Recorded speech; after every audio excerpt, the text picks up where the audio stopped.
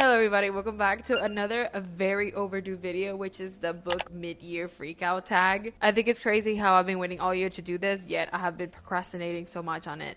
Anyways, let's get started. If you're interested in participating in this tag, I'm gonna leave the questions in the description. So the first question is the best book I've read so far in 2026. I think I'm gonna go with House of Flame and Shadow. This is the conclusion to the Crescent City trilogy. I'm gonna put a question mark after it because we all know that everything leads to the Asteria at the end. So I'm very hopeful for an Avengers kind of reunion here with the entire Sarah J. Maas universe. So I just can't wait to see these characters again. I became very attached to Rune and Therian, specifically Therian Keto's my little himbo. I will defend him forever. I'm gonna say that I wish we saw more of Bryce experiencing the plays that she was in, but obviously given her circumstances, it was not really gonna happen, so silly me. Question number 2 is my biggest disappointment. I'm gonna go with My Year of Rest and Relaxation. It was not a bad book, but I grew really bored. I remember this book being like technically glorified all over TikTok a couple of years ago, so when I saw it at the bookstore, I decided to give it a chance. And if you haven't heard about it, this book is about a girl who wants to go into hibernation, basically for a year, and then what she pretends is that at the end of the year, she wanted to have like this complete transformation. So she would even lie to her therapist just so she can keep like upgrading her medication and make them stronger so she can sleep for longer. But yeah, I really don't have much to say about this. It wasn't a bad book. I know this book means a lot for a lot of people. It was just not for me. My most anticipated release for the second half of the year, you already know the answer. ACOTAR 6, and I think that's the case for everybody.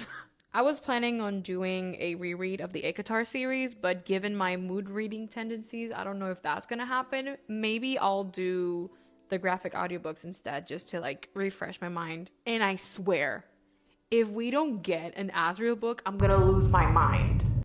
Also, I think Sarah is a little bit too late now. I need at least a title. Who is it gonna be about? Like, just please give me Azrael. That's all I want.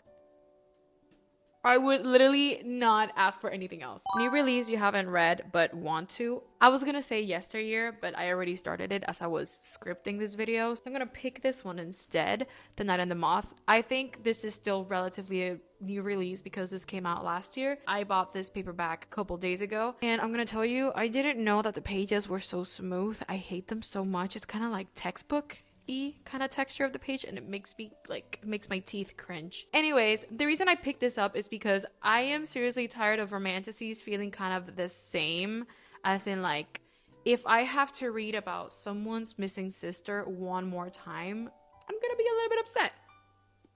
No shade to Caraval, of course, and no shade to Kingdom of the Wicked, but I need something different. It's like, yes, we do have the typical alliance of people who dislike each other, two lovers, but this seems a little bit more promising, and I decided to give it a chance. My biggest surprise of the year, I'm gonna have to say Dungeon Crawler Carl, because this is out of my comfort zone. I haven't read anything like this before, so literary RPG, I didn't expect it to be so fun. I am still halfway because, again, my mood reading tendencies are making me go back to fantasy, so I'm currently reading The Wicked King, but that's not what we're talking about right now. It's so fun. I bought this at the airport, and I was cackling at the airplane like a dumbass. I recommend this a lot. It's just as funny as it is dark. I think I said this already, but I think my English literature professor would have a field day with this. If you don't know about this series, it's an 8-book series, and it's about a man and his cat trying to survive the apocalypse. That will be televised across the galaxy.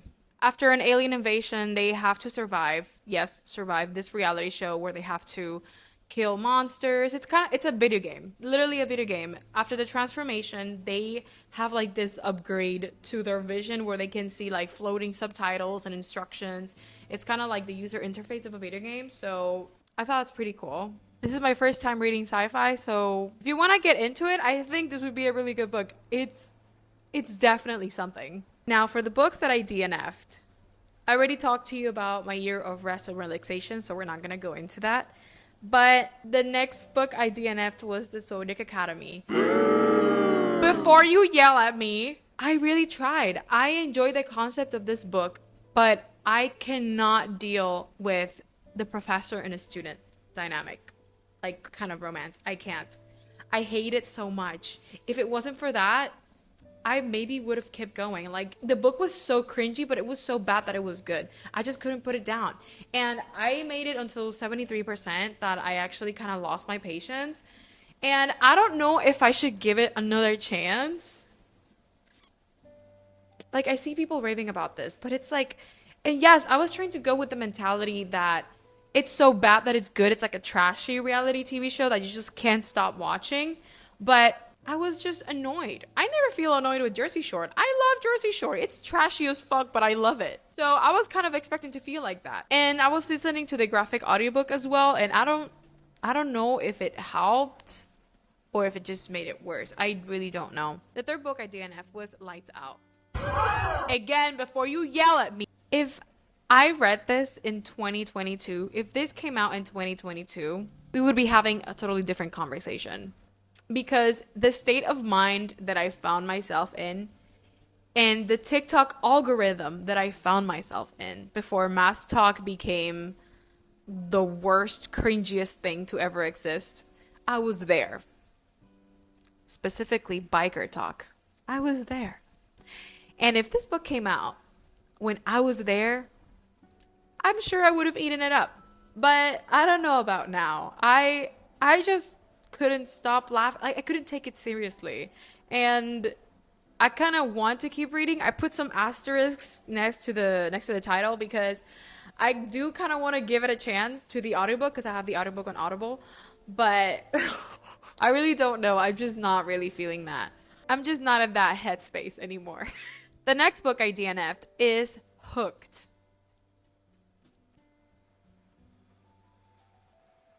Every time I give dark romance a chance, it's just disappointing. And I'm not even going into it because of the romance. I just like their own stories, like, you know, how they get over the things, like the shit that they have went through and how they cope with it. And like, for example, Haunting Adeline, I didn't give a shit about the romance. Let's start there. I cared more about Sade, like, tearing down the sex traffic rings and, you know, saving people and whatever. I care more about that than the actual romance, which is kind of contradictory though, because of course he was stalking Adeline, so it's kind of like, I don't even know anymore at this point. I know dark romance helps a lot of women who have gone through, you know, assaults and things like that. At least I've read them talk about it online, so I respect that completely. I've never been through anything like that, so maybe that's why I just don't connect with it as much. But with Hooked, however, I don't think I want to read about a man wishing to freak it with someone's daughter over someone's remains. I don't like that. That does not turn anybody on, I think. The next book I DNF'd was God of Malice. Do you see a pattern now? Oh my god, that beginning, that first chapter. I know a lot of people DNF'd it because of that first chapter. And then other people said that, oh no, I was about to DNF it. But then after I got past the first percent, I started liking it. What? I just couldn't. I couldn't. Maybe because it got to that, like, literally in the first chapter, and it kind of like, ugh.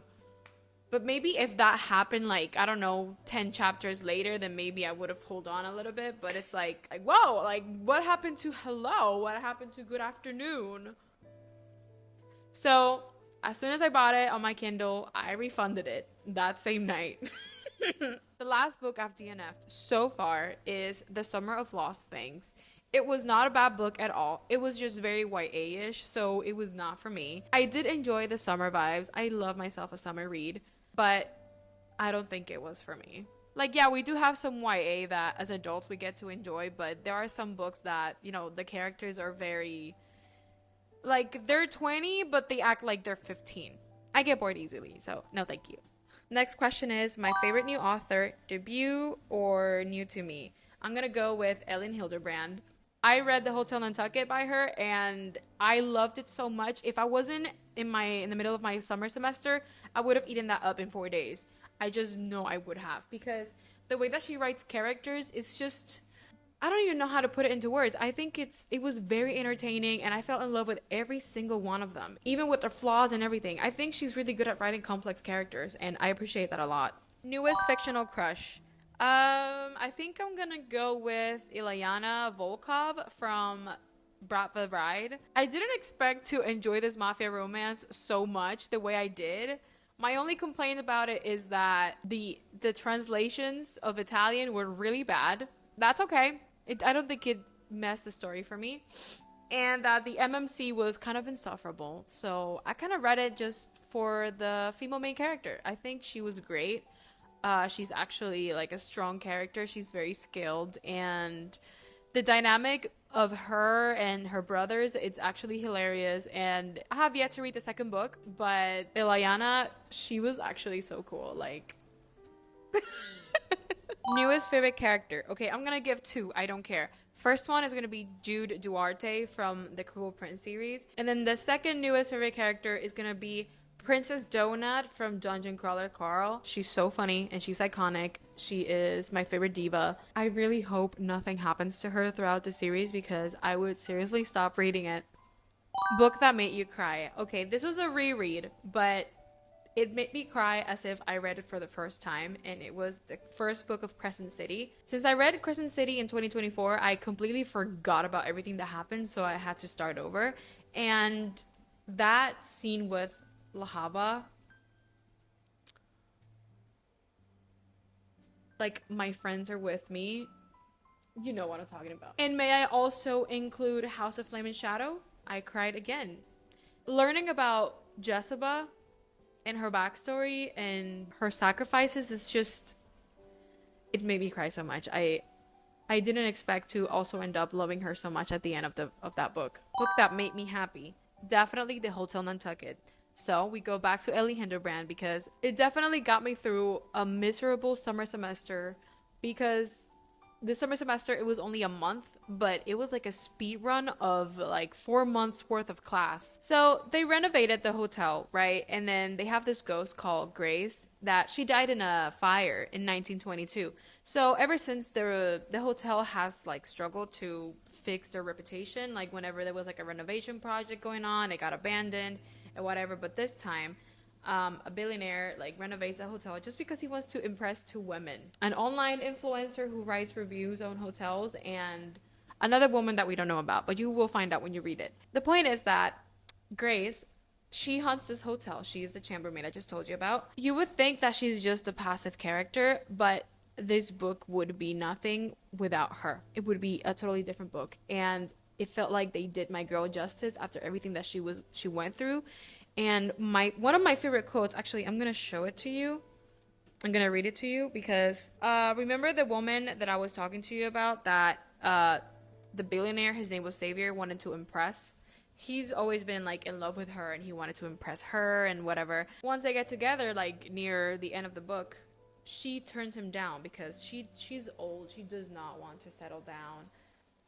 She wants to like remain, I don't know, like free, you know. Grace is watching as this happens and she says, but those words, I mean like the no, like being able to reject a man, but those words haven't been available to Grace in 1922. She feels proud now, not only of this character, I don't want to spoil it, but of womankind.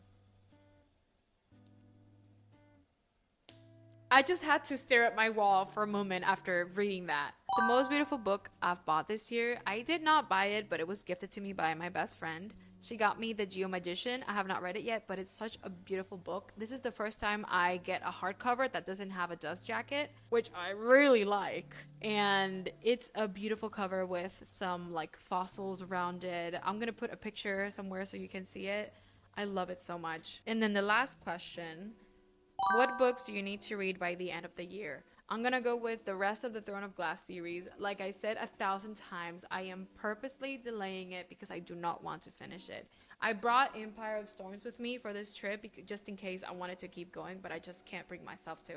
Like, I am in the mood for fantasy, but I want to take my sweet time with this series, and I just kept going with The Wicked King. Other books that I would like to read before the year ends is any other Ellen Hilderbrand book or The Librarians. I borrowed that book from the library. I still have it, so I don't know when I'm gonna get to it, but I really need to read it before I need to return the book.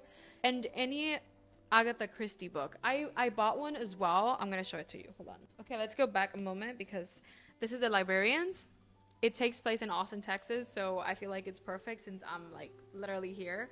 So, and then as for Agatha Christie, I got The Murder at the Vicarage. I don't know if that's how you pronounce it, but this is my first Agatha Christie book. And as for Ellen Hilderbrand, maybe I'll keep going with The Swan Song.